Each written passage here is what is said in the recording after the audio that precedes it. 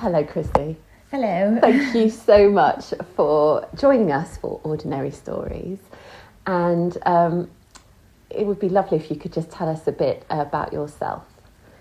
I'm Chrissy. I'm married to Tim, my husband, who I met at Loughborough Uni here. We've been married 13 years, been together 18.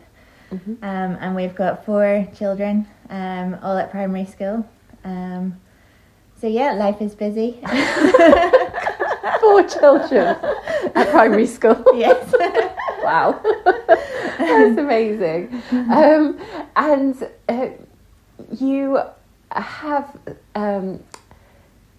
definitely been walking with God over, the last few years in particular, and it would be just so lovely if you could share what God's been doing in your life and what difference He has made in your life.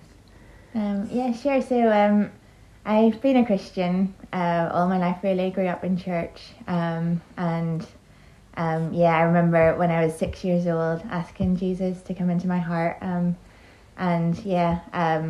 Really walked with Him and really felt His presence beside me, hearing His voice. And I can't really imagine doing life without God.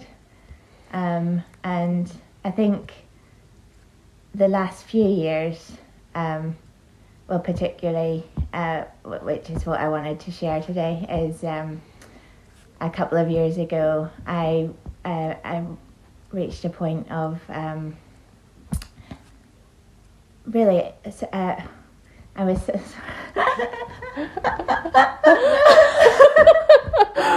Yeah, this point. This point. It was a really big point. It was a really big point. Basically, I was suffering with depression, but it actually took a long time to accept that. So it wasn't really anything major that had happened. I just had a accumulation of stresses, having 4 young children. We were having an extension, building work going on, and we lost Tim's grandmother, who was very precious to us. The car broke down in the middle of winter, and really I just got to a point where I couldn't cope, and I just kept trying to go on and on, but I was broken, and I got to New Year's Day thinking, right, new year, new start, and I just couldn't get up. I was in bits and completely lost, and I ended up going to the GP, and they sent me home with a sick note, and I really at that moment thought, my life is done. I don't know how to continue. Yes, yeah. It sounds very familiar. And what happened in that? Because you're here, you've got out of bed. I got out of bed. What? So I completely disappeared into a cloud, and for the first time in my life, I could not hear God, and I felt completely alone, and I felt like I had failed at everything. I thought I'd ruined my life, I'd ruined Tim's life, I'd ruined the kids' life, and I just could not see a way out. I was in a complete fog, but it was really through the help of wonderful medical professionals and my parents and friends who supported me and prayed for me, that I was able to start my road to recovery. And it was a real turning point whenever I I was able to ask for help. And I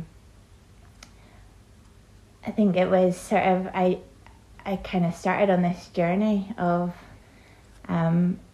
what does it look like to be a Christian and have depression, and how does that go together? And I needed to answer the question, can I be a Christian and be depressed at the same time?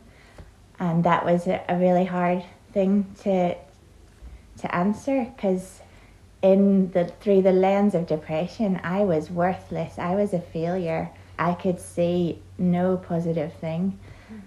So it was really hard to go to church, because I just felt like, well, I don't feel joy. I don't feel peace.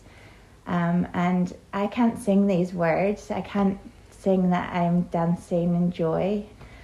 So what does this mean? Has God left me? Have I done something to offend God? What is wrong with me? And it was really the patience and prayers of others, and the clinging on to what I knew to be true, that kind of got me to a point of trusting God despite what I felt. So, you were talking about clinging onto what you knew to be true.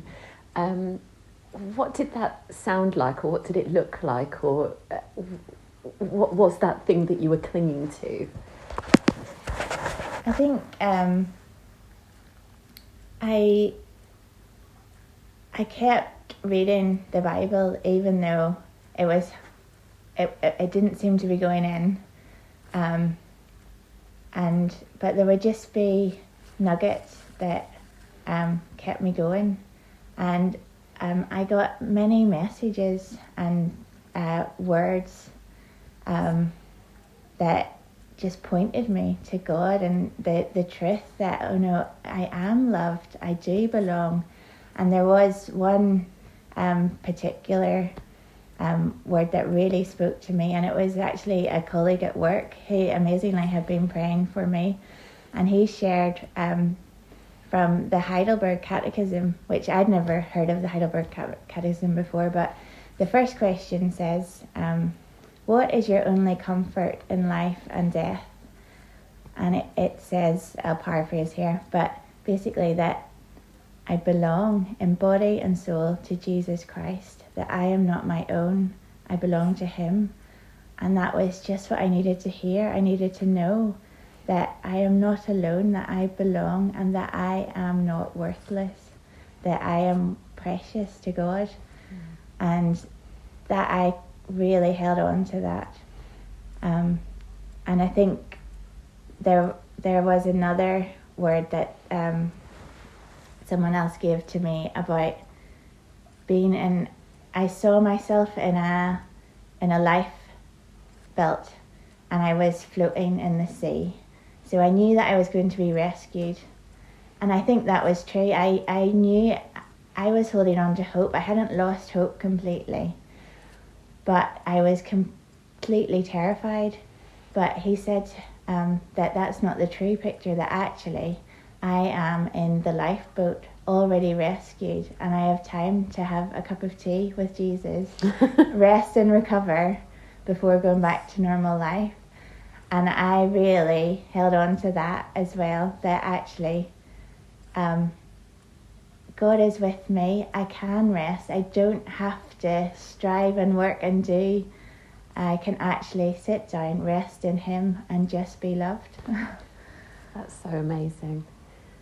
Yeah, because sometimes, I'm thinking about, my feelings or my thoughts, and it's so easy to think that those are the things that are my identity, and to be reminded that he is the truth, and he is with us in that lifeboat is just so encouraging. Thank you so much for sharing, Chrissy.